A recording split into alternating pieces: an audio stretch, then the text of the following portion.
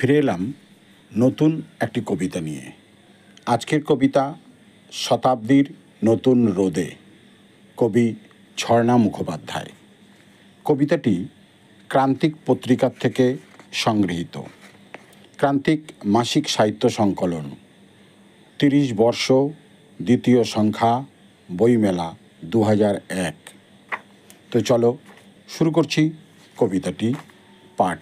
এই শতাব্দীর অর্ধেকেরও বেশি রোদ আমার গায়ে মাখা, শেষ আলোয় ঝরে পড়ে দীর্ঘ বিষাদ। হারিয়েছি যৌবন, বেদনা রস, অতীত বিশ্বাস, তবু আসবে এক বিংশ রূপের বন্যা নিয়ে।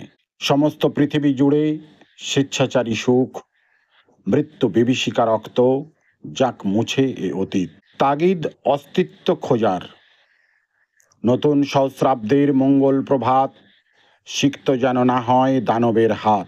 ছায়ার নির্জনে পাতায় পাতায় আঁকো ছবি রক্ত গোলাপের, যা হবে সত্য এক বিশেষ মাপের। উল্লাসে সংকটে আলোক বার্তা, পৌষ সংক্রান্তির মতো আঁকড়ে থাকবে বুকে।